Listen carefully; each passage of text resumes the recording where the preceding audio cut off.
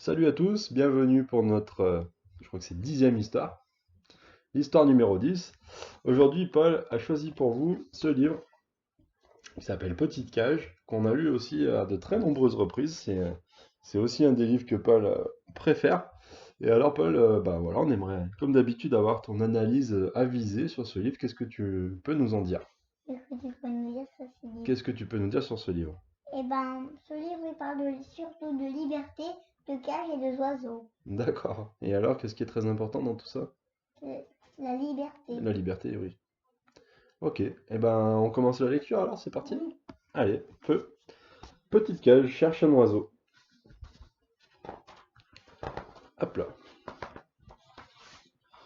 Petite cage était une petite cage à oiseaux comme toutes les autres. Elle avait une mangeoire remplie de graines, une coupelle d'eau bien fraîche et une jolie balançoire. Bref, elle était une maison idéale. Et pourtant, Petite cage était une cage à oiseaux, sans oiseaux.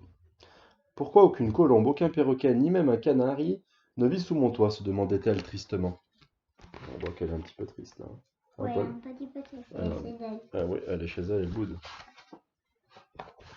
Alors un jour, Petite Cage décide de prendre son destin en main. Si les oiseaux ne viennent pas à moi, c'est moi qui irai à eux, se dit-elle. Et le cœur léger, elle se met en route. Bientôt, elle rencontre une hirondelle. Bonjour, belle demoiselle, la salue-t-elle. Veux-tu venir vivre chez moi? Chaque jour, tu auras de l'eau claire et de croustillantes graines. Entre, ma porte est grande ouverte. Qu'est-ce qu'elle va lui dire, l'hirondelle, Paul? Elle va lui dire non. Mais je n'ai pas besoin de toi, petite cage, marmonne l'hirondelle. Moi, je construis mon propre nid pour mes petits, et quand vient l'hiver, je pars en voyage. Ah oui, vraiment, fait Petite Cage, déçu. Va voir le moineau, lui conseille l'hirondelle. Ils vivent ici toute l'année, pleine d'espoir, Petite Cage se met en route. À ton avis, qu'est-ce qu'ils vont lui dire, les moineaux, Paul? Non. Ils vont lui dire non, tu crois? Bientôt, Petite Cage rencontre un moineau. Veux-tu venir vivre chez moi? Lui demande-t-elle. Mais je n'ai pas besoin de toi, Petite Cage, bougonne le moineau. Moi, je ne fais pas la fine bouche, alors je trouve toujours à manger. Et pour dormir, demande Petite Cage. Ah, ce n'est pas plus compliqué. Je me blottis au creux d'un arbre ou sous le rebord d'un toit. Ah oui, vraiment, fait Petite Cage, déçu. Va voir le rossignol, lui conseille le moineau. Le rossignol est si fier, il sera sûrement ravi d'avoir une maison rien qu'à lui.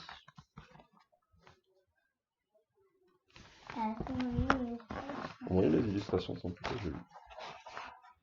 Bientôt, Petite Cage rencontre le rossignol. Quelle jolie mélodie, s'exclame-t-elle. Cher rossignol, veux-tu venir chanter chez moi? Mais je n'ai pas besoin de toi, Petite Cage, rétorque le rossignol. Moi, je suis un artiste. Pour créer, j'ai besoin de liberté. Ah oui, vraiment, fait Petite Cage, déçu. Va voir le paon, lui conseille le rossignol. Le paon passe son temps à parader et prend quiconque pour son serviteur. Il acceptera sans doute que tu lui serves d'abri.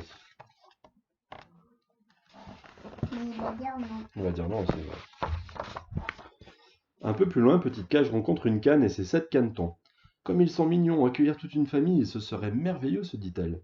Mais lorsqu'ils voient Petite Cage, les canetons se mettent à piailler. À qui mieux mieux? Ah non, vraiment, ils sont trop turbulents, se dit Petite Cage déçue. Elle les salue tous poliment et reprend son chemin sur le champ. Oui. Même les petits canetons, ils veulent pas. Elle est pas un petit peu, mais quoi. Bon, elle est à la moitié à peu près. Oui. Enfin, Petite Cage rencontre le paon. Quelle élégance, s'exclame-t-elle. À l'abri dans ma maison, tes belles plumes seront toujours pimpantes. Mais je n'ai pas besoin de toi, Petite Cage, répond le paon. Mes belles plumes seraient bien trop à l'étroit chez toi. Ah oui, vraiment, fait Petite Cage déçue. Va voir la vieille chouette, lui conseille le paon. Elle est sourde comme un pot, elle ne voit plus bien clair. Elle serait soulagée que tu prennes soin d'elle. Voilà le paon. Majestueux ce paon. Hein. Bah oui. Mais il veut pas. Bientôt Petite Cage rencontre la vieille chouette. Perchée sur une branche, elle semble dormir. Bonsoir, crie Petite Cage très fort pour qu'elle l'entende. Bonsoir, répond la vieille chouette. Viens dormir chez moi, lui propose Petite Cage. Bien installée dans ma maison, tu n'auras plus jamais ni trop froid ni trop chaud. Qu'est-ce qu'elle va lui dire, la vieille chouette? Non. La vieille chouette regarde fixement Petite Cage. C'est très gentil à toi, finit-elle par dire. Je suis une vieille dame désormais, mes ailes ne m'obéissent plus tout à fait, et mes yeux et mes oreilles sont fatigués. Mais je suis libre, et je veux le rester. Ah oui, vraiment, fait Petite Cage, déçue. Pauvre Petite Cage, je ne veux pas te faire de la peine, mais je te dois la vérité. Aucun oiseau n'acceptera de venir vivre sous ton toit. Pourquoi, Paul? C'est pas parce qu'ils aiment pas les cages, c'est parce que comment en fait, sinon après ils peuvent plus bouger. C'est ça, ils ont besoin de liberté. Pourquoi proteste Petite Cage qui éclate en sanglots? Toutes les cages du monde sont remplies d'oiseaux. Mais aucun oiseau ne vit dans une cage de son plein gré, dit doucement la vieille chouette. On les a emprisonnés. Tu mens, s'écrie Petite Cage. Les oiseaux sont heureux de vivre dans des cages, sinon ils ne passeraient pas leur temps à chanter et à voler. Ils chantent et ils volent pour oublier leur triste sort, rétorque la vieille chouette. C'est ainsi. Oh, je vais vous montrer l'image. Ils sortent d'oiseaux. Hop là. Il fait nuit noire à présent. Le cœur lourd, Petite Cage prend le chemin du retour. Quand soudain une voix fluette l'appelle. Hé, Petite Cage! C'est la vieille chouette.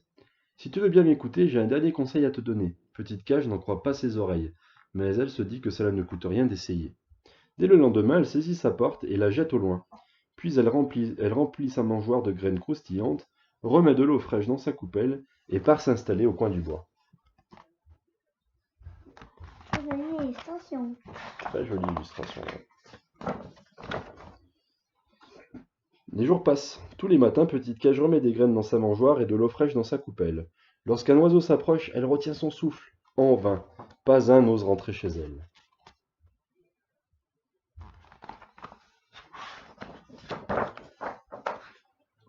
Quand les premiers flocons de neige se mettent à tomber, la nourriture se fait rare pour les oiseaux. C'est alors que l'un d'eux se souvient qu'au coin du bois, il y a une petite cage pas tout à fait comme les autres car elle n'a pas de porte. Prudent, l'oiseau s'approche en sautillant, puis d'un bond, il entre, sous les yeux ébahis de ses amis. Il se désaltère et picore les graines. Épatés, tous les oiseaux décident de l'imiter.